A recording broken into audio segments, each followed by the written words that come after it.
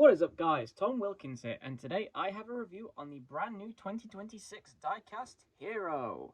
That's right, he's finally come out in the UK on Tootly Thomas.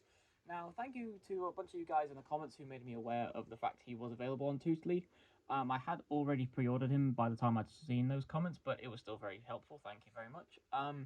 This is the final character needed from Wave 2 of the Diecast line to complete the Wave 2 collection, and Hiro is a very interesting one because he's had definitely a bit of a growth spurt compared to his last few models, and a couple of changes that I'm very happy with, and a couple I'm really not. So I'm very interested to see my full thoughts on this guy. He's the only tender engine in the second wave, which I find kind of interesting. Same how Emily is the only tender engine in the third wave, but it makes him a bit more special to this wave. So I'm very excited to take a look at this guy out of the packaging. First thing, we'll just take a look at his face on the box. It's definitely a lot younger than I would expect for Hiro, but I don't actually hate it. I've come to quite like this face. I didn't like it when I saw it at first, and I think the face on the toy is not as good as the one on the render, but I'm actually not too upset with this face. We'll talk about this in a minute, though, because I'm not happy about that at all, but anyway. Back of the box is the same as you've seen on the other Wave 2 Deluxes. I'm still looking for the new Henry. I know that in Wave 2 they've updated Henry's art to be a darker shade of green and have his steam pipes on the front, I believe they're called, or like the black bits on the front that were not black on his previous render on his Wave 1 toy. I haven't found that yet, but that's besides the point. We're here to talk about Hiro today, so let's get this guy out of the box. Now, like I said, I bought him on Tootly Thomas. He came available to pre-order last Sunday, I believe, and he's just arrived today, about 20 minutes ago. So this is some very raw first impressions of this guy I'm going to give. I did get two so that I could keep him in the box, and I'm very happy about that because I definitely think Hiro is one worth keeping in the box if you wanted to collect in the future. So anyway, let's get a close look at this guy and we'll have a look. I can't talk today. Let's get a closer look at this guy and see what I think. Okay, now that I have put my teeth back in, my first impressions of Hiro are... Wow, he's a lot lighter than I was expecting. Hiro is without a doubt the biggest engine in this first year of diecasts. He is one of the only Hiro toys, to my knowledge, that actually has the entire wheel arrangement, because his previous toys in Take and Play, Take Along, Adventures and all that, they all had at least a few wheels missing. And this, besides the Diepet Hiro, is the first diecast Hiro to actually have his correct 2-8-2 wheel arrangement. And that's very, very cool to see. I think the first thing I want to talk about is the face on the toy. Now, I did say that the face on the render was a lot better than this one, and I do still hold that belief. But actually, in person, his face on the toy isn't too bad. It's I definitely don't immediately think of Hiro when I look at this face. I do think it's a bit too young, but I can still look at this and go, oh yeah, that's the character from Japan. You know, it's a well-designed face for Hiro. It's just I would expect it to look a little bit older. But to be honest, that's kind of a common complaint with most of the characters in this new show. They just, you know, older characters that are supposed to be older are not depicted as being very old, like Henrietta. But anyway, yeah, the front is pretty good, although I'm not happy about the fact they didn't print his buffer beam, which you heard me complain about with some other characters, like Charlie didn't have her front buffer beam painted, but Mavis did. And I find that very interesting because Mavis is the same colour as Hiro, she's black as well, but her front buffer beam was printed, and it made her look a lot better because of it. And with Hiro, he doesn't have his front buffer beam printed, and it makes his front look really unfinished, you know. There's no, like, definition between his face and the rest of the front end. You know, you have his massive face, which is one of the biggest faces I've ever seen on a Diecast Thomas toy, by the way. You have his lamp, and then you have his magnet, but there's no... The lack of colour on the front makes him look very unfinished, in my opinion. And then moving on to the side. Now, the rest of the side detailing, before I talk about what I have to talk about, looks very, very impressive, I must say. This Hiro is very tall, and I don't think the proportions are 100% accurate to how they would be in real life, but the fact he is so tall means that they've left a lot of room for detailing between his wheels and his body, and it looks gorgeous. I don't know if it shows up very well on camera compared to how good it looks in person, but there's, you know, gold piping going along the bottom. You have the screw bit on his cylinder, and it really stands out when you look at him from a distance. This is the kind of detail I'm talking about being missing from the front, because he has this side detailing on between his wheels and his top. He looks very colorful, despite only having like 3 colors on him, and it just adds to the toy, which makes me wonder, you could print that, but you couldn't print the front. I don't understand that. His wheels, like I said, he has his correct wheel arrangement for the first time in Diecast, besides Diepet, but I think they look a bit small, to be honest. I think because he is so tall, his wheels it makes his wheels look really small, and that's not really a complaint. That's more of a nitpick, because they have used that space to their advantage, like I just said. But it's just something I thought was worth bringing up. Now, let's just get this out of the way. Hiro does not have his name on his smoke deflectors anymore. He now has a number.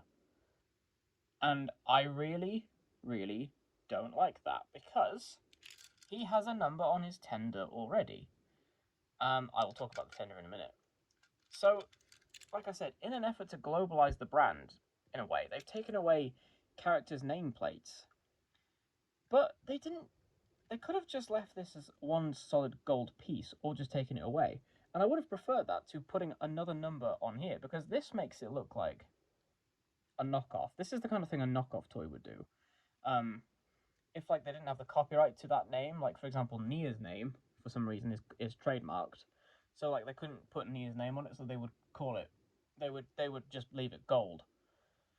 But in this case with Hiro, they're giving him a number, and I really think it just looks tacky. You know, I would have rather they taken it away rather than put it there. And it's a shame, because the nameplate is actually printed very well, because it has like the gold colouring around it, and it has the bolts in the corners. So if this was his nameplate, I would be very happy with it. But because it isn't, I'm not. Now, excuse me, Hiro does have some detailing on the top of him as well. You've got some bolts going along the back, and you've got where I believe his whistles are. His whistle is. Looks very, very nice, this metallic gold printing they have going along the side. They did not, unfortunately, like with the other tender engine, they did not give him an open cab, which I really think is a missed opportunity with these guys, to just go that extra mile in looking really good.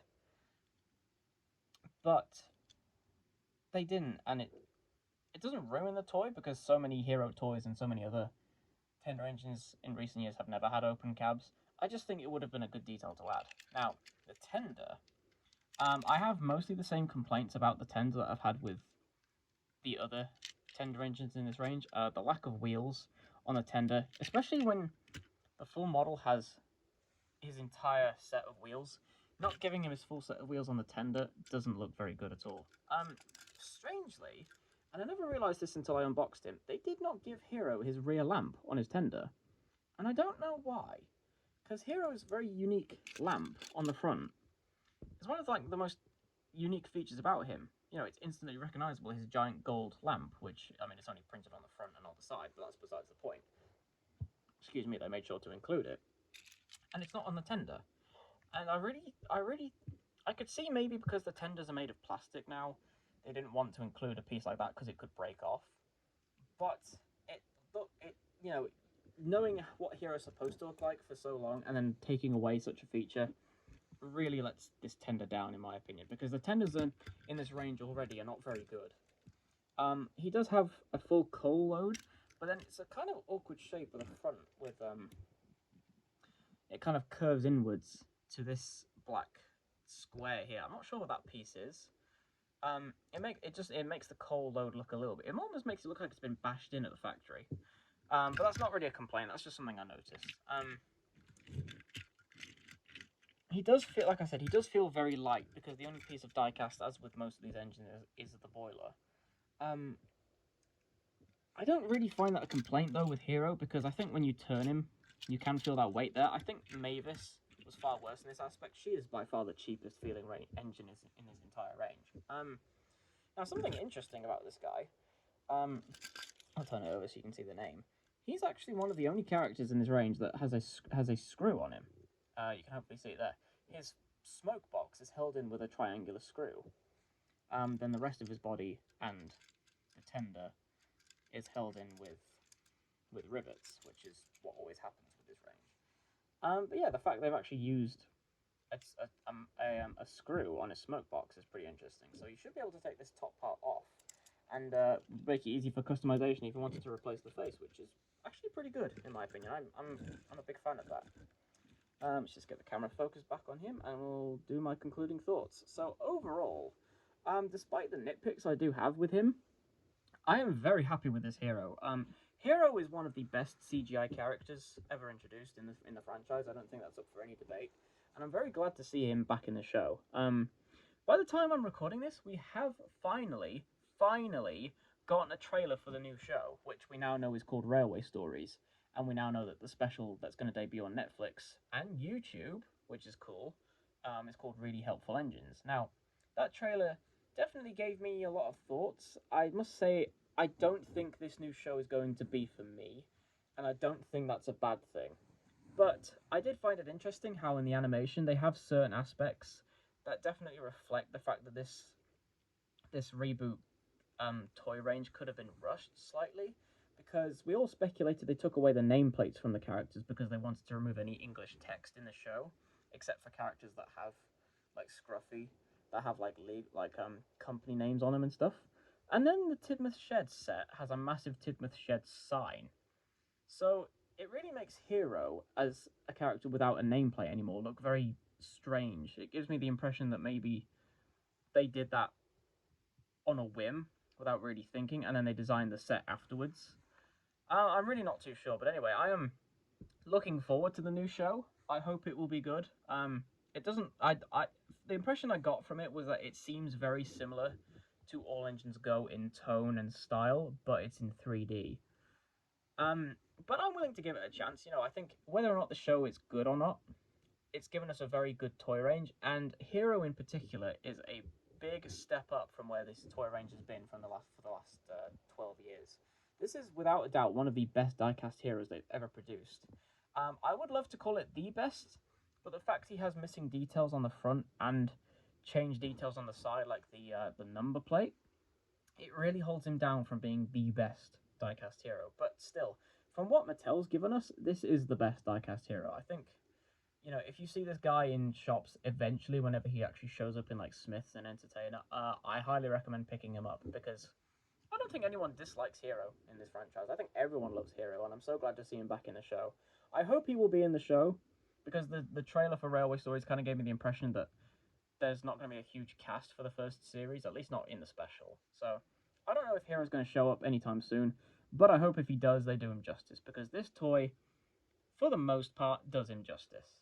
Anyway, I don't have any more videos planned since this, because I was waiting for Hiro to come out, and then I don't have any videos really in the pipeline, so if I don't see you until the next batch of reviews, I will see you guys in the next video. So thank you very much for watching me across these past couple weeks, and I'll see you in the next one.